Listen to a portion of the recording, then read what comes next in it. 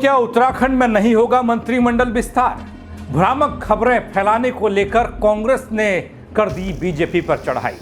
कह दिया बीजेपी के प्रदेश अध्यक्ष पर मुकदमा दर्ज हो। दरअसल ये कांग्रेस पूछ रही है बल कि मंत्रिमंडल विस्तार को लेकर आपने भ्रामक खबरें क्यों फैलाई। ये पूरी खबर लेकर आया हूं दगड़ियों। नमस्कार, पहला मैं पंकज रौतेला, आप देख रहे हैं उत्तराखंड न्यूज।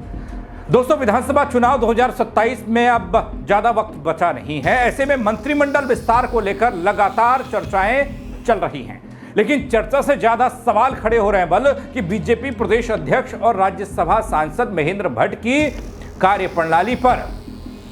साल 2022 में प्रदेश अध्यक्ष बने महेंद्र भट्ट फिलहाल अपना दूसरा कार्यकाल संभाल रहे हैं।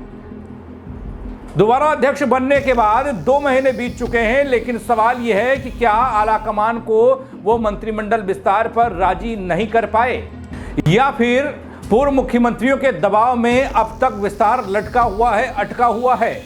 जहां एक और बीजेपी प्रदेश अध्यक्ष महेंद्र भट्ट साफ कर चुके हैं कि 2027 का चुनाव मुख्यमंत्री पुष्कर सिंह धामी की अगुवाई में ही लड़ा जाएगा, तो वहीं दूसरी ओर सवाल यह है कि धामी सरकार के दूसरे कार्यकाल के 3 साल पूरे होने के बाद भी मंत्रिमंडल का विस्तार कब होगा बल?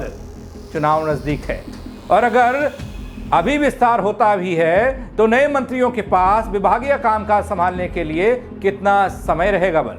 फिलहाल श्राद्ध पक्ष चल रहा है। ऐसे में माना जा रहा है कि नवरात्र या दिवाली तक मंत्रिमंडल विस्तार हो सकता है।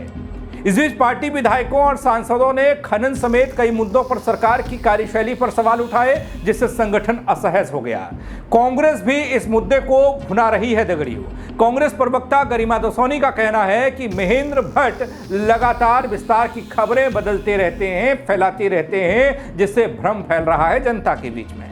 ऐसे में महेंद्र भट्ट पर मुकदमा किया जाना चाहिए। दरअसल दगड़ियों, ये तंज के तौर पर भी देखा जा सकता है। हाल ही में मुख्यमंत्री बदले जाने को लेकर या पुष्कर सिंह धामी की कुर्सी को लेकर कुछ साइट्स ने, कुछ यूट्यूब चैनल ने, कुछ पत्रकारों ने अपनी राय रखी थी, अपने विचार रखे थे, विश्लेषण किया था कि कहीं प्रदेश में एक बार फिर से मुख्यमंत्री की कुर्सी खतरे में तो नहीं है। ऐसे में कई यूट्यूबर्स और कई ऐसे पोर्टल्स पर मुकदमा दर्ज हो गया था और ये कह दिया गया था कि आप भ्रामक खबरें फैला रहे हैं जनता के बीच में। अब इसी को हथियार बनाकर कांग्रेस कह रही है, जब बीजेपी के प्रदेश अध्यक्ष महेंद्र भट्ट साहब मंत्रिमंडल विस्तार को लेकर लगातार भ्रामक खबरें फैला रहे हैं, तो इन पर क्यों नहीं मुकदमा दर्ज हो? आप ही सुनिए कांग्रेस क्या कह रही है। देखिए, सबसे बड़ा जो मुकदमा होना चाहिए वो तो महेंद्र भट्ट के ऊपर होना चाहिए, इसलिए क्योंकि हाल ही में 3 पत्रकारों के ऊपर मुकदमा हुआ।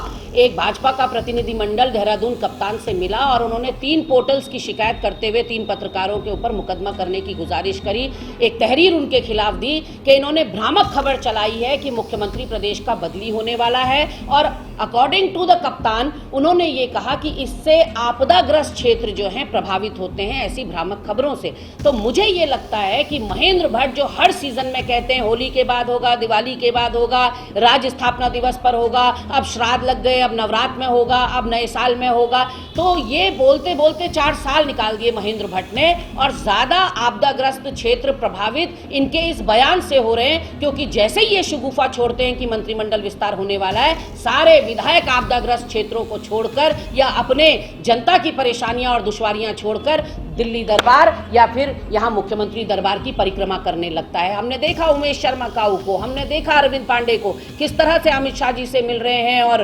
राजनाथ से मिल रहे हैं आधे से ज्यादा लोग, और किस तरह से मुख्यमंत्री के वहां तो सुबह से लेकर शाम तक विधायक कतारबद्ध हो रखे हैं। तो ज्यादा अगर आपदाग्रस्त क्षेत्रों को नुकसान हो रहा है तो वो महेंद्र भट्ट के बयान से हो रहा है। तो जब उन 3 पत्रकारों पर भ्रामक खबर चलाने पर मुकदमा हो सकता है, तो महेंद्र भट्ट पर क्यों नहीं होना चाहिए? और 4 साल आपने जब उत्तराखंड को बिना मंत्रियों के वंचित रखा है, तो अब ये आखिरी के 1 साल में बनाकर क्या कद्दू में तीर मार लोगे?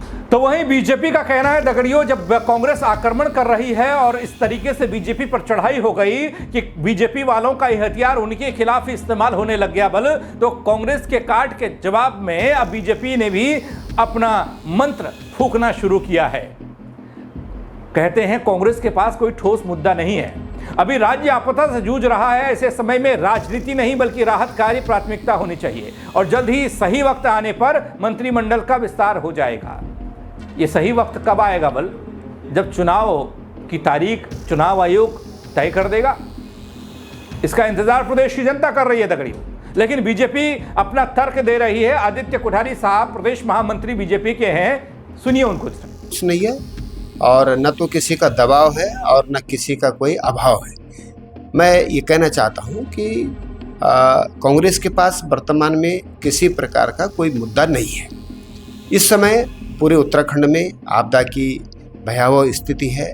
सभी लोग, चाहे सामाजिक कार्यकर्ता हों, राजनीतिक दल हो, सभी को इस समय आपदा प्रभावितों की मदद के लिए लगना चाहिए। ये समय राजनीति करने का समय नहीं है।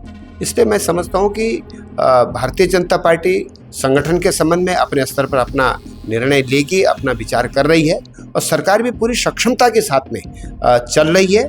और वो आने वाले समय में जब सही समय होगा उसमें मंत्रिमंडल के विषय में भी निश्चित रूप से विचार करेगी। तो प्रदेश में लंबे समय से रिक्त 5 मंत्री के पद दगड़ियों ये सवालों के घेरे में हैं। जल्द फैसला हो सकता है, बीजेपी बार बार कहती है, बीजेपी के प्रदेश अध्यक्ष कहते हैं, लेकिन अब तक मंत्रिमंडल के पद नहीं भरे जा सके हैं।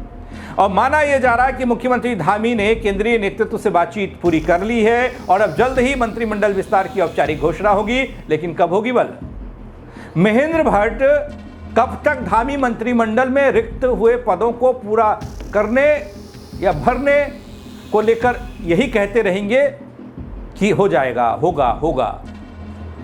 ये एक बड़ा सवाल है, क्योंकि अब कांग्रेस ने बीजेपी के हथियार को ही अपना हथियार बनाकर एक बड़ा सा गोला बीजेपी की तरफ दाग दिया है। क्या भ्रामक खबरें फैला रहे हैं?